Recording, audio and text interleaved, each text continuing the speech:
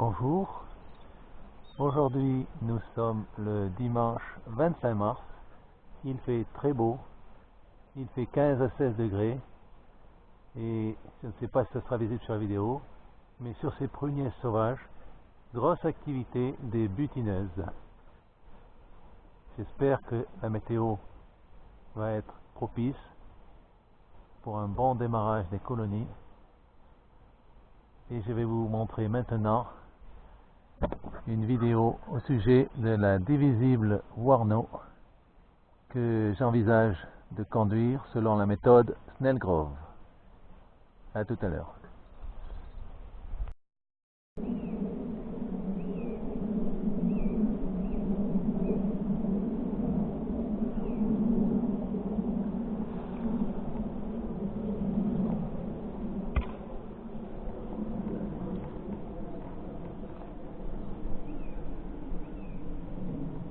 Aujourd'hui, je vais vous parler de la Warno divisible.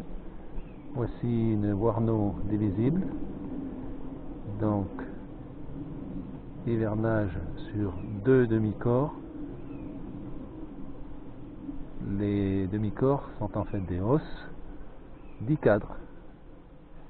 Alors, cet essaim, cette colonie est issue d'un essaim sauvage qui s'est installé ici lorsque j'avais entreposé sommairement sur 2 parpaings 4 os pleines de cadres à réformer, de vieux cadres noirs que j'avais mis à lécher. Lorsque j'ai constaté au mois de juin que ces 4 corps étaient peuplés, qu'un essaim était venu s'y installer, un bel essaim d'environ 2 kg, 20 000 abeilles. Donc j'ai enlevé les cadres les plus vieux et j'ai installé la colonie sur 2 demi-corps au lieu de 4, ce qui était beaucoup trop grand. Et cette colonie est active, fonctionne très bien. Et cette année,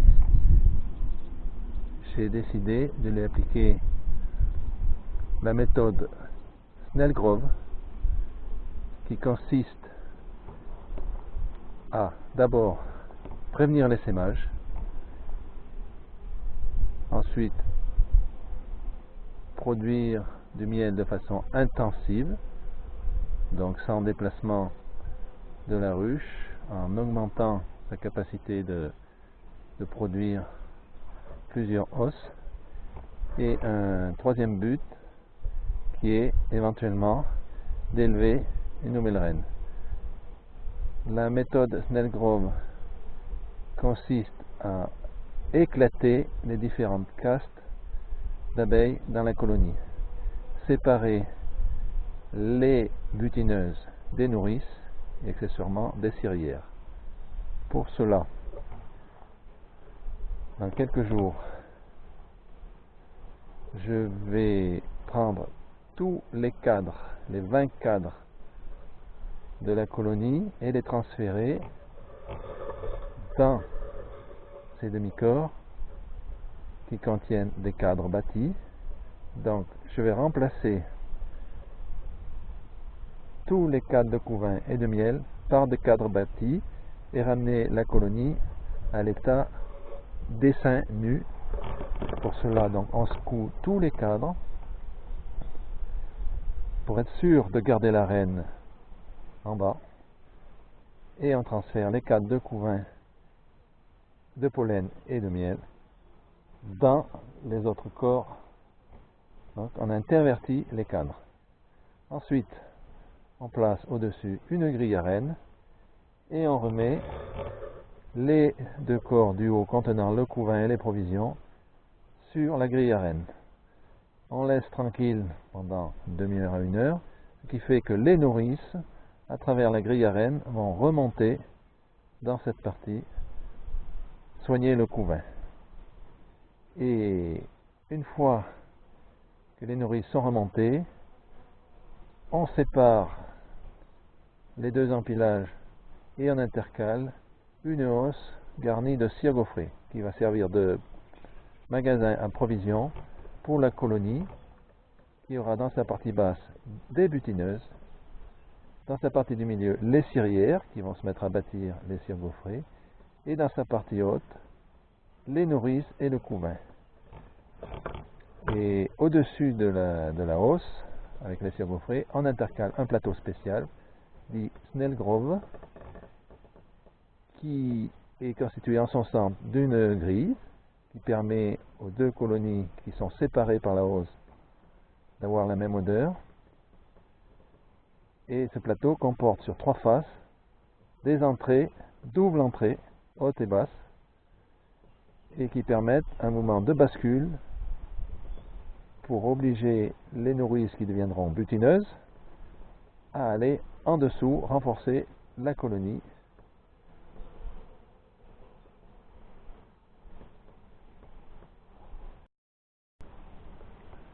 Je vous donne donc rendez-vous dans environ une quinzaine de jours lors de la première mêlée significative et surtout avant que cette colonie essaime, très important.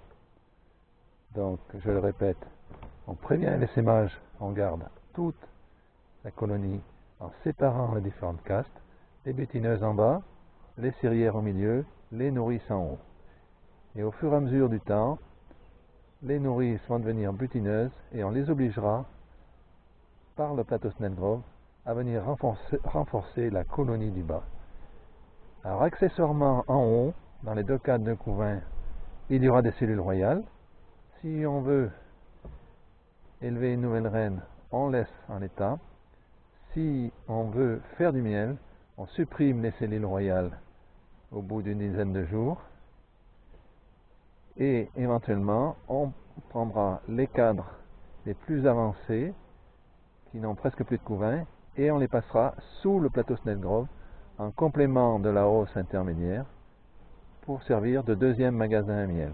En haut, ne restera plus qu'un demi-corps, avec le couvain le moins avancé. Et à terme, on aura une colonie qui, dans la partie basse, se sera reconstituée, et dans la partie haute, aura 3 hausses. Alors une chose très importante, quand on transfère tout le couvain et qu'on laisse la colonie du bas avec sa reine à l'état des seins nus,